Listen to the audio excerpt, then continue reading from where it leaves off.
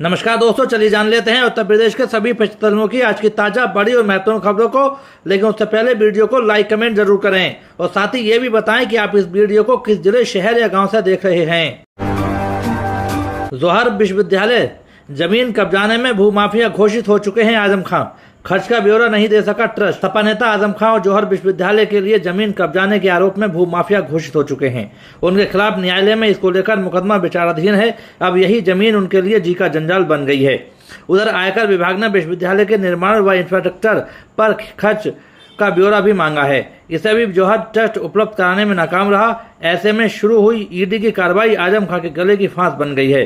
दस्तावेजों की जांच पड़ताल के बाद ईडी न सिर्फ आजम व उनके सहयोगियों के खिलाफ मनी लॉन्ड्रिंग की प्राथमिकी दर्ज करा सकती है, बल्कि विश्वविद्यालय व जौहर ट्रस्ट के बैंक खातों को भी सीज करा सकती है। जौहर यूनिवर्सिटी में शत्रु संपत्ति का मामला कई साल से विवादों में है। 2 साल पहले प्रशासन भी इस जमीन पर कब्जा कर चुका है, लेकिन सुप्रीम कोर्ट के आदेश पर प्रशासन को इसकी सील हटानी पड़ी थी। जौहर यूनिवर्सिटी में 13 हेक्टेयर जमीन शत्रु संपत्ति है, जिसमें 45 गाटा है।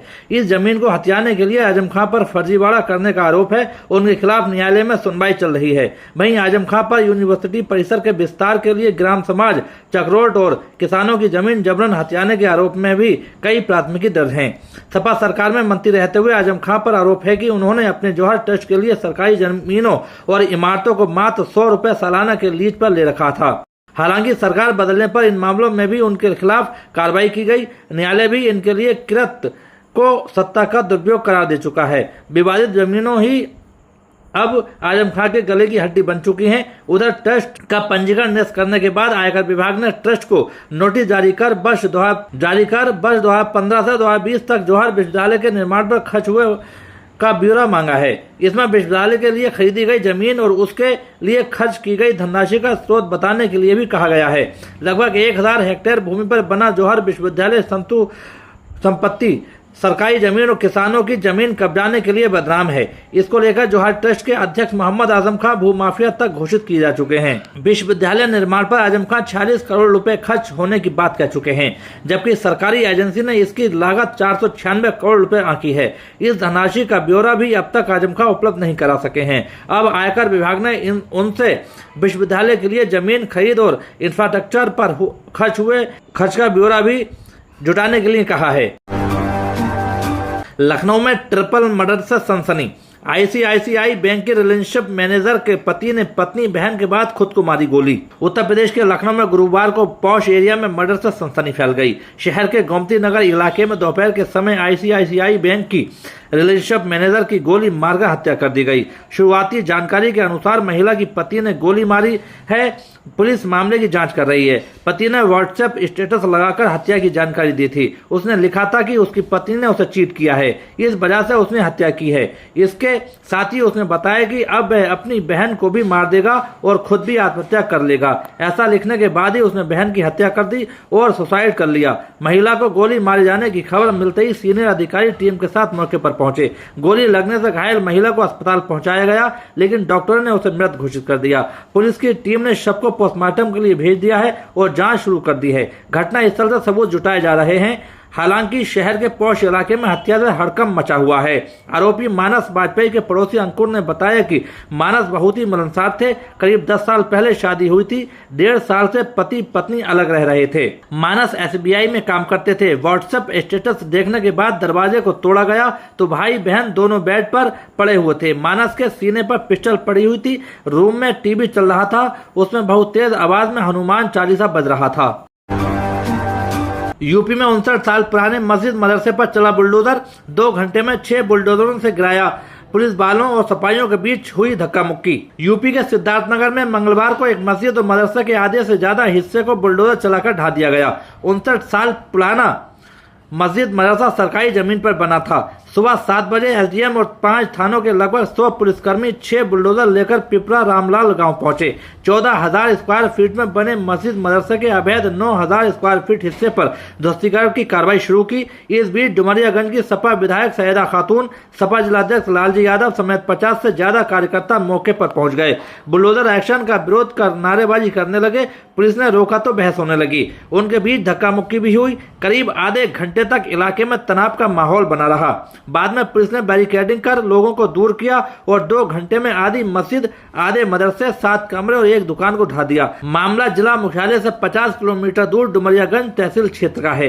पुलिस और सपा कार्यकर्ताओं के बीच तीखी बहस हुई। बुलडोजर एक्शन की सूचना पर सपा नेता मौके पर पहुंचे और पुलिस से एक्शन रोकने को कहने लगे। उनका कहना है कि ये गलत हो रहा है। पुलिस कर्मियों ने जवाब दिया कि प्रशासन कार्रवाई है, मदरसा सरकारी जमीन पर बना है, हम लोगों को अपना काम करने दीजिए। सफाई फिर भी नहीं माने। सपा नेता कमाल अहमद खान मदरसे के पास जाने की कोशिश करने लगे। प्रभारी निरीक्षक डुमरियागंज श्री प्रकाश यादव उन्हें रोका। कहा कि आप लोग जबरदस्ती मत करिए, नहीं तो हमें भी सख्ती बरतनी पड़ेगी। इस पर कमाल खान भड़क गए और कहने लगे कि ठीक है, जो करना है कर लो, हाथ लगाओगे। हंगामा बढ़ता देख बाकी पुलिसकर्मियों ने उन्हें समझाकर शांत कराया। विधायक सैयदा खातून ने भी सपा नेताओं से शांति के साथ बातचीत करने की बात कही। चीनी के दाम बढ़े, 1 हफ्ते में 15 रुपए महंगी, रसोई का बजट बिगड़ा। अधिकारी बोले इथेनॉल उत्पादन मुख्य वजह, मांग के मुकाबले आपूर्ति घटने से दाम लगातार बढ़ रहे हैं। कारोबारियों के मुताबिक बाजार में मांग की तुलना में करीब आधी ही चीनी की आपूर्ति हो पा रही है। आने वाले दिनों में रक्षाबंधन, गणेशोत्सव, जन्माष्टमी और दिवाली जैसे त्योहारों से मांग और बढ़ेगी। इससे चीनी के दाम में और तेजी आने की आशंका है। पहली बार 60 रुपए किलो के ऊपर पहुंचा भाव। हैदराबाद के फुटकर किराना के व्यापारी संतोष गुप्ता ने बताया कि 15 दिन पहले चीनी 48 से 50 रुपए किलो बिक रही थी। अब इसका भाव बढ़कर 65 रुपए किलो तक पहुंच गया है। फतेहगंज के थोक कारोबारी संजय जयसवानी के मुताबिक पहली बार चीनी के भाव 60 रुपए किलो से ऊपर पहुंचे हैं। उत्पादन में कमी और एथेनॉल को प्राथमिकता। कारोबारियों का कहना है कि इस बार चीनी का उत्पादन पिछले साल के मुकाबले करीब 5% कम रहा है। इसका असर अब बाजार में उपलब्ध भंडार पर पड़ा है। नया पेराई 7 अक्टूबर के अंत या नवंबर की शुरुआत में शुरू होता है। चीनी मिलों ने अधिक लाभ के लिए गन्ने से चीनी बनाने के बजाय एथेनॉल उत्पादन को प्राथमिकता दी। पेट्रोल और शराब बनाने वाली कंपनियों की ओर से एथेनॉल की मांग बढ़ने से चीनी का उत्पादन प्रभावित हुआ है। मेरठ में दरोगा की करतूत, CCSU की छात्रा को प्रेमजाल में फंसाकर किया दुष्कर्म, केस दर्ज होते ही हुआ फरार। चौधरी चरण सिंह विश्वविद्यालय परिसर में पढ़ने वाली अनुसूचित जाति की छात्रा से दरोगा ने दुष्कर्म किया। आरोपित ने छात्रा को प्रेमजाल में फंसाया और शादी का झांसा देकर साथी दरोगा के फ्लैट पर ले गया था। छात्रा की तहरीर पर भावनपुर थाने में मुकदमा दर्ज किया गया है। मुकदमे की सूचना मिलते ही आरोपित दरोगा छुट्टी लेकर मेडिकल थाने से चला गया। तब से वह गैर हाजिर है।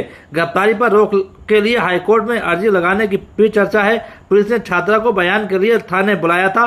पीड़िता का आरोप है कि थाने में उस पर समझौते का दबाव बनाया गया। बाद में युवती ने शादी का प्रस्ताव रखा तो दरोगा ने इनकार कर दिया। युवती ने 14 अगस्त को SP अविनाश पांडे को मामले की जानकारी दी। SSP ने युवती की तहरीर पर भावनपुर थाने में दरोगा के खिलाफ दुष्कर्म का मुकदमा दर्ज कराया है।